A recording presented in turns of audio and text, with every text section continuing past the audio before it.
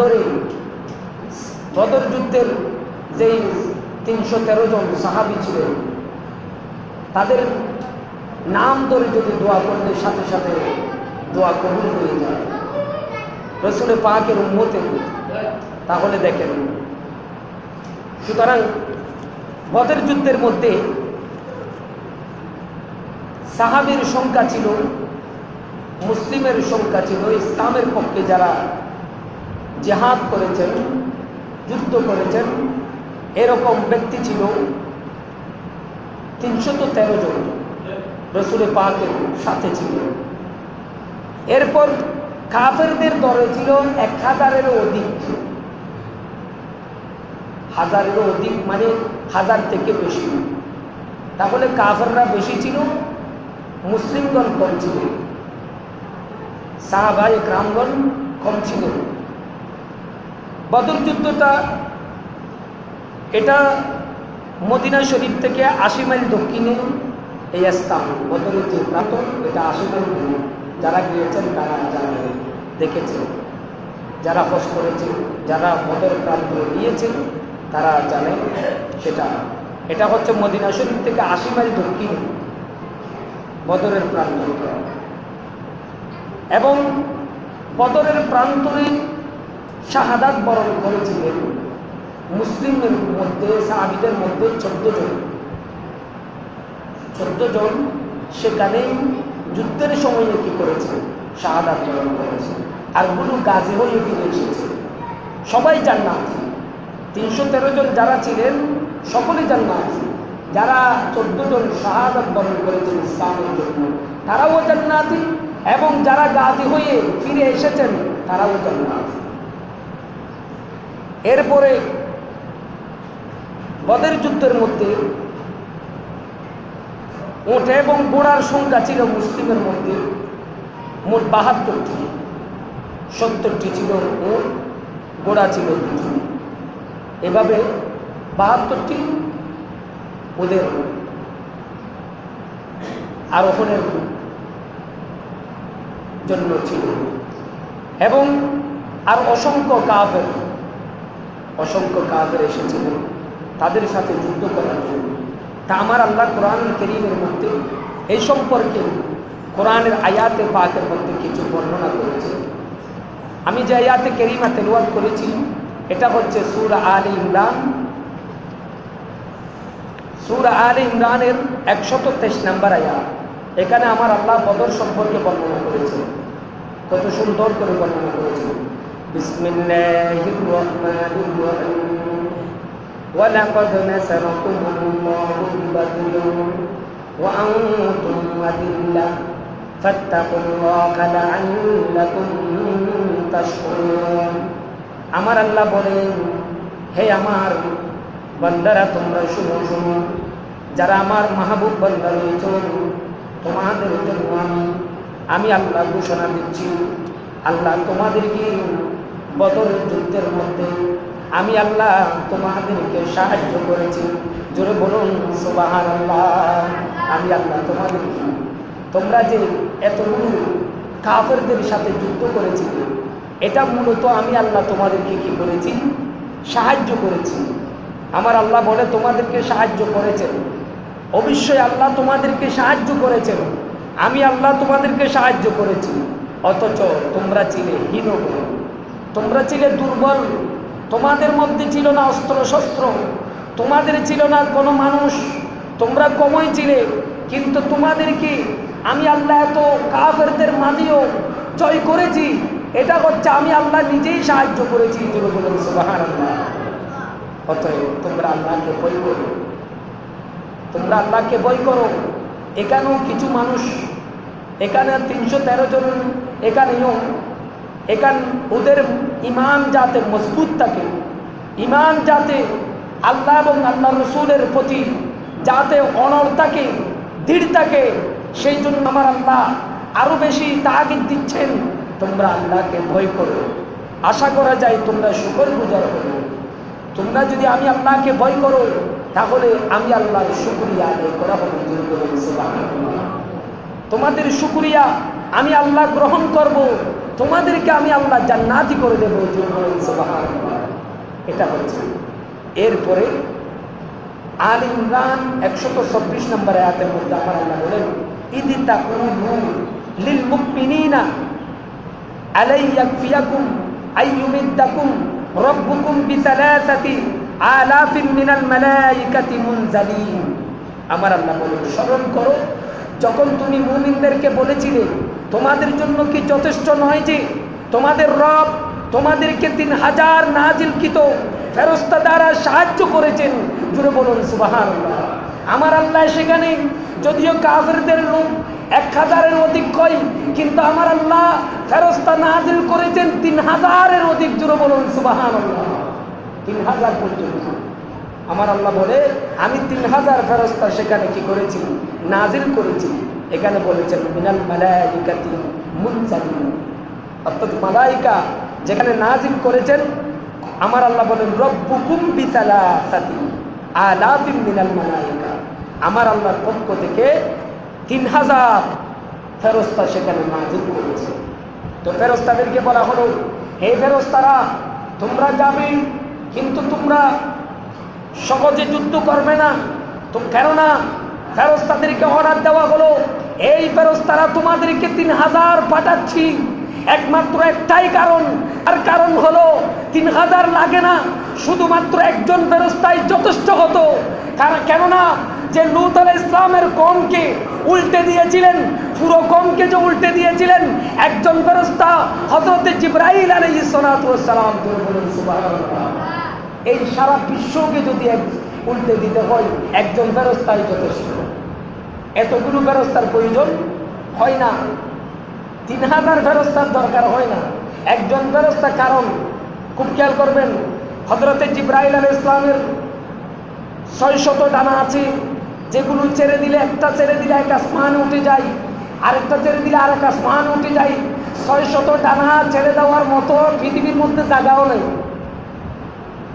এই পৃথিবী এটা আজরাইল আলাইহিস সালামের জন্য এক গ্রাস, পুরো পৃথিবীটা কি এক গ্রাস। তাহলে বুঝতে পারেন জিবরাইলের জন্য এটা কয় গ্রাস হতে পারে। কারণ জিবরাইলের জন্য তো জিবরাইল হচ্ছে প্রধান ফেরেশতা। তাহলে পুরো পৃথিবী উল্টে দিতে একজন ফেরেশতাই কি যথেষ্ট। এখানে 3000 কেন নাযিল করেছে? ফেরেশতাদেরকে বলেছেন আমার আল্লাহ, তোমরা যাবে, যুদ্ধ করবে না, শুধুমাত্র তোমরা তাদেরকে সাহস জুগিয়ে দেবে। জোরে বলুন সুবহানাল্লাহ। শুধুমাত্র কি দেবে? দে সাহস দেবে দে। কারণ ওরা মুমিন, মুমিনদের মুমিনরা এত বেশি শক্তিশালী। তারা হচ্ছেন আমার আল্লাহ সেটাও বলে দিয়েছেন, তারা 20 জন, যেখানে 20 জন থাকে সেখানে শত শত শত শত কাফেরদেরকে ধ্বংস করে দিতে পারবে। যেখানে 100 জন থাকে তারা 1000 মানুষকে ধ্বংস করে দিতে পারবে। তাদের ভিতর কি ছিল? ঈমান ছিল। এটাও আয়াতে কারিমার মধ্যে আমার আল্লাহ বর্ণনা করেছেন। তো আমার আল্লাহ বলতেছেন, আমি আল্লাহ এখানে 3000 ফেরেশতা পাঠানোর মাধ্যমে ফেরেশতাদেরকে বলেছেন তোমরা যুদ্ধ করবে না, শুধুমাত্র সাহস জুগিয়ে দেবে।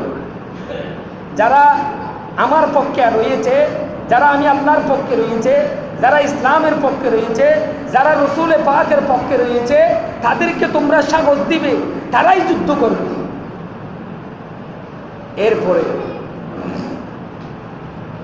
এরপর আরেকটা আয়াতে কারিমার মধ্যে সূরা আনফালের মধ্যে এই সম্পর্কে বর্ণনা করেছেন, ইদ ইউহি রাব্বুকা ইলাল মালাইকাতি আন্নী মাআকুম ফাসাব্বিতুল লাযীনা আমানু সাউলকি ফি কুলুবিল লাযীনা কাফারু রু'বা ফাদরিবু ফাওকাল আ'নাকি ওয়াদরিবু মিনহুম কুল্লা বানান।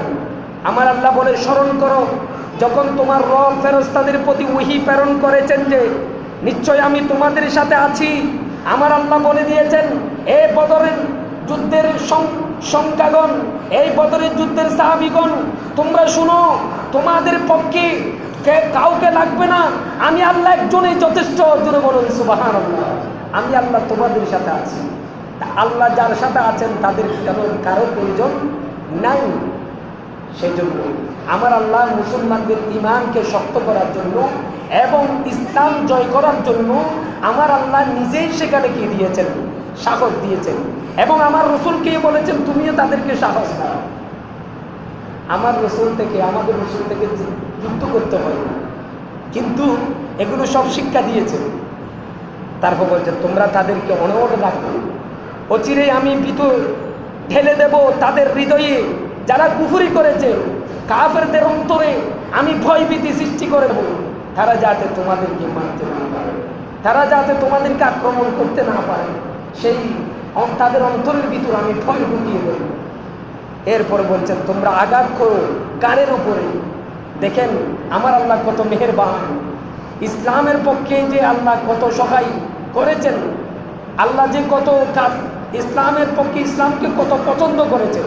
আমার আল্লাহ যে বলছেন ইন্না দীনা ইনদাল্লাহিল ইসলাম, এই ইসলামকে যে আমার আল্লাহ মনোনীত করেছেন, এই জন্য আমার আল্লাহ এইভাবে শিখিয়ে দিয়েছেন কৌশলগত, যুদ্ধের ময়দানে যে কৌশলগত বিনয়, কৌশল যেভাবে কৌশল করতে হবে সেটাও শিখিয়ে দিয়েছেন। আমার আল্লাহ বলে তোমরা আঘাত করবে কারের উপরে, তাহলে তারা সাথে সাথে কি হয়ে যাবে, দুর্বল হয়ে যাবে। অতএব এরপর বলছেন আঘাত করো তাদের প্রত্যেক আঙ্গুলের অগ্রভাগে, আঙ্গুলের মধ্যে আঘাত করার জন্য আমার আল্লাহ বলেছেন।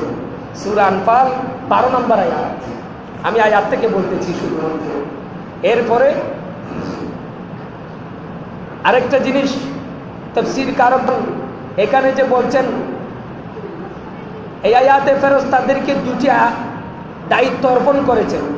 প্রথমত মুসলিমদের সাহস বৃদ্ধি করার জন্য ফেরেশতাদেরকে বলে দিয়েছেন 3000 ফেরেশতা যাদেরকে নাজিল করেছেন তাদেরকে বলছেন হে ফেরেশতারা তোমরা শুধুমাত্র ইসলামের পক্ষে যারা রয়েছে তাদেরকে সাহস যোগাও, সাহস দাও, তখন তারা জয়ী হবে। এরপরে দ্বিতীয়ত হচ্ছে ফেরেশতাগণ নিজেরাও যুদ্ধে অংশগ্রহণ করবেন, যদি এর প্রয়োজন হয় প্রয়োজন মতো তারাও কি করবে, অংশগ্রহণ করবে যেখানে প্রয়োজন হয়। সেজন্য সাহাবায়ে কেরামরা যখন 313 জনের মধ্যে যখন কাফেরদের উপর যখন আক্রমণ করতে লাগলো, তখন দেখতেছে মারতেছে একজনকে, চলে যাচ্ছে কতল হয়ে যাচ্ছে 3 জন 4 জন 5 জন, এভাবে কি হয়ে যাচ্ছে, কতল হয়ে যাচ্ছে। এরপর বলেন কাফেরদের উপর এবং কাফেরদের উপর আক্রমণ করবে। সুতরাং এই আয়াত দ্বারা এক কথায় প্রতীয়মান হয় যে ফেরেশতাগণ উভয় দায়িত্ব, তাফসীরের মধ্যে ইবনে কাসীরের মধ্যে বলছেন দোনোটা দায়িত্ব পালন করেছেন। একত তাদেরকে সাহসও দিয়েছেন, দ্বিতীয়ত তারা যুদ্ধের ময়দানে অংশগ্রহণও করেছে, যেখানে প্রয়োজন হয় তারা সেখানে সাহায্য করেছেন। তা আমার আল্লাহর পক্ষ থেকে সেটা এসেছে এবং আমার আল্লাহ তাদেরকে পাঠিয়েছে। এরপরে সূরা আনফালের 13 নম্বর আয়াত আমার আল্লাহ বলেন বিসমিল্লাহির রহমানির রহিম যালিকা বিআন্নাকুম শাকুল্লাহা ওয়া রাসূলাহু ওয়া মান ইউশাকিকিল্লাহা ওয়া রাসূলাহু ফাইন্নাল্লাহা শাদীদুল ইকাব। আমার আল্লাহ বলেন এটি এই কারণে যে তারা আল্লাহ ও তার রাসূলের বিরোধিতা করেছে। আমার আল্লাহ কেন ইসলামের পক্ষে নিয়েছে, কেন কাফেরদের পক্ষে নেই নাই? কারণ কাফেররা আল্লাহ এবং আল্লাহর রাসূলের দুশমন ছিল, আল্লাহ এবং আল্লাহর রাসূলের বিরোধিতা করেছে। আল্লাহ যেটা বলেছে সেটা তারা করে নাই, রাসূল যেটা বলেছে সেটা তারা করে নাই, তারা করেছে উল্টোটা। সেই জন্য আমার আল্লাহ ইসলামের পক্ষে নিয়েছে, সাহাবীদের পক্ষে নিয়েছে, রাসূলের পক্ষে নিয়েছে। সুবহানাল্লাহ। কারণ তারা তো আল্লাহ এবং আল্লাহ রাসূলের বিরোধিতা করত, সেই জন্য। আর যে ব্যক্তি আল্লাহ তার রাসূলের বিরোধিতা করবে তবে নিশ্চয়ই আল্লাহ তাআলা তাদেরকে শাস্তি দান করবেন। আমার আল্লাহ বলেন তাদেরকে দুনিয়ার মধ্যে তাদের জন্য লানত হবে, আল্লাহ এবং আল্লাহ রাসূলের বিরোধিতা যারা করবে আখিরাতের মধ্যেও তাদের লানত হবে। জোরে বলেন সুবহানাল্লাহ। এটা আল্লাহর পক্ষ থেকে। আমার আল্লাহ তাদেরকে দুনিয়াতেও তাদেরকে নাস্তে নাবুদ করে দেবেন, আখিরাতের মধ্যেও তাদের জন্য কঠিন আযাব তাদের জন্য নির্ধারণ করে রেখেছেন। এরপরে আমার আল্লাহ 14 নম্বর আয়াতের মধ্যে বলছেন দাদিকুম ফাযুকুহু ওয়া আন্না লিল কাফিরিনা আযাবান নার। এটি এমন আযাব, সুতরাং তোমরা সাধন করো।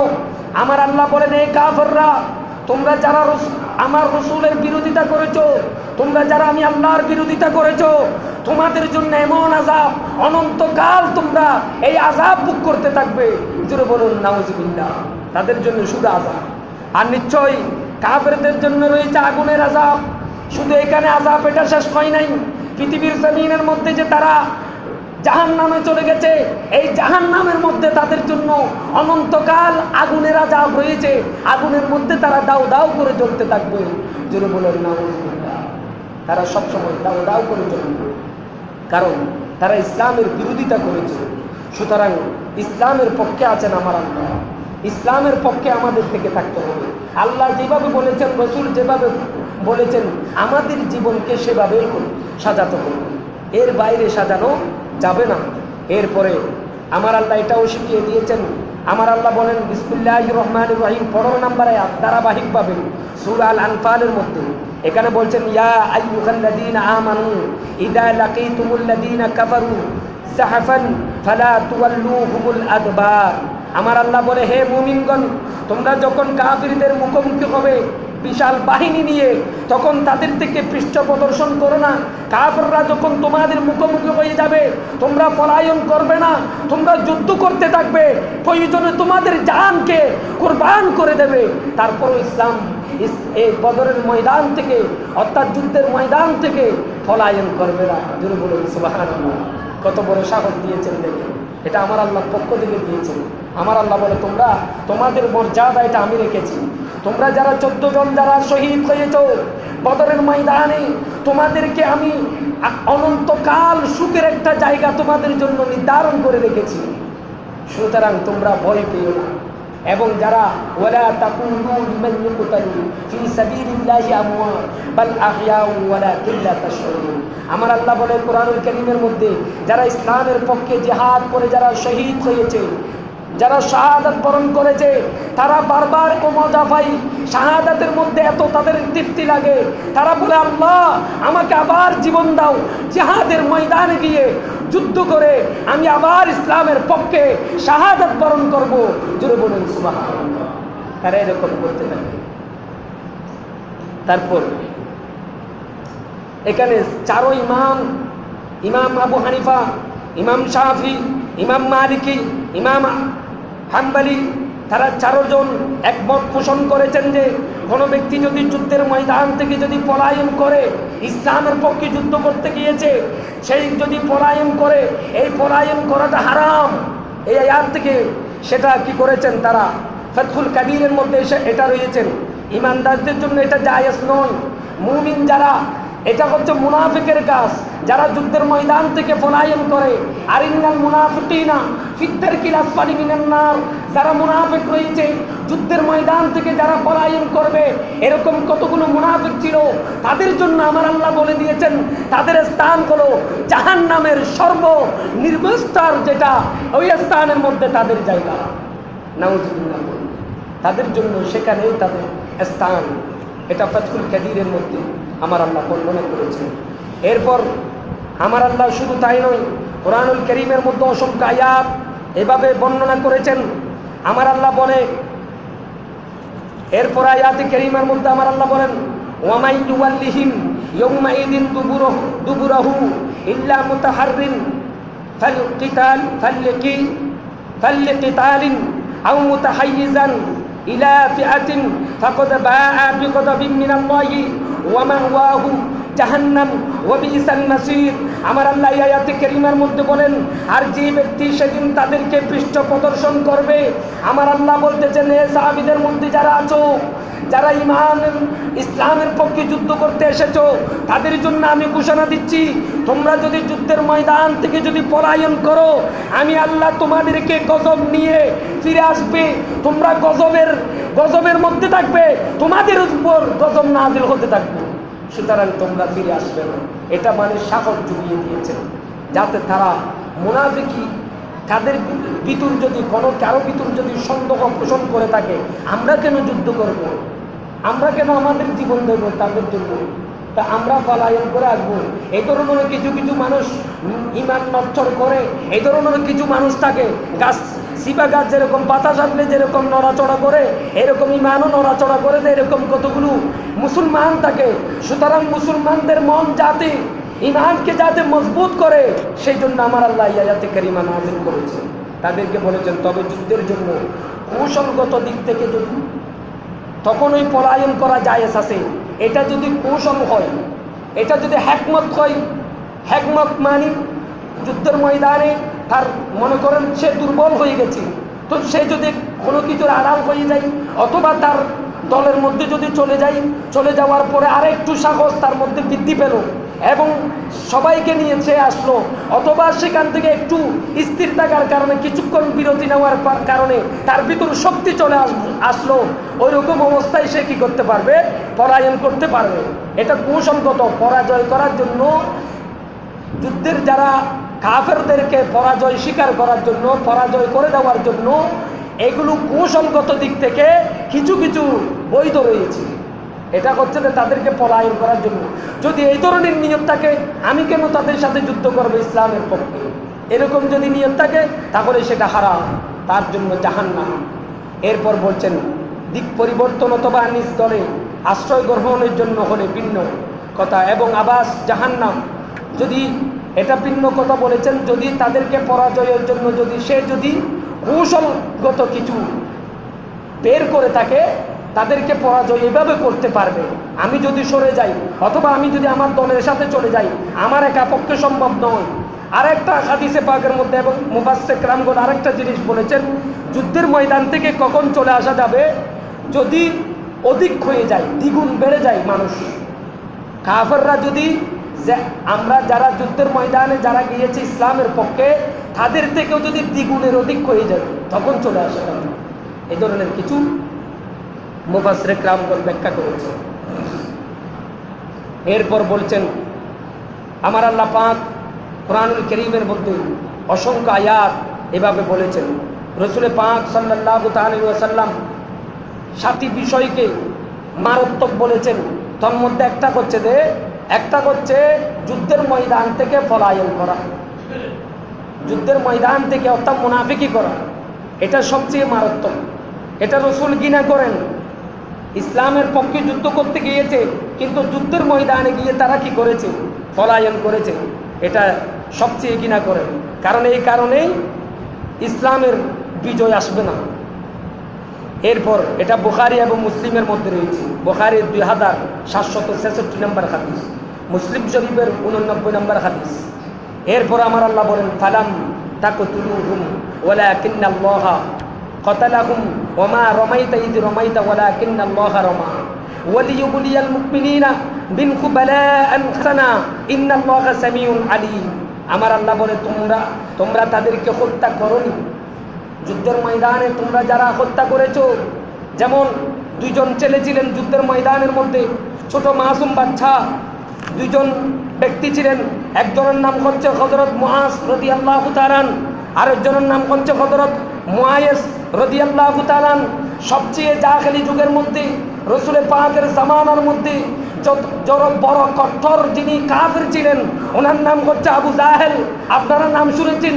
যেই আবু জাহেল আমার রাসূলকে প্রতি কদমে কদমে, প্রতি সেকেন্ডে সবসময় আমার রাসূলকে কষ্ট দিয়েছে, আমার রাসূলকে হত্যা করার জন্য চেয়েছে, সবসময় আমার রাসূলকে বেদনা দিয়েছে, সেই ব্যক্তিকে কতল করেছে বদর যুদ্ধের মধ্যে। ছোট্ট মাসুম বাচ্চা একটা হচ্ছে হযরতে মুআজ রাদিয়াল্লাহু তাআলা এবং হযরতে মুআইজ রাদিয়াল্লাহু তাআলা। সুবহানাল্লাহ।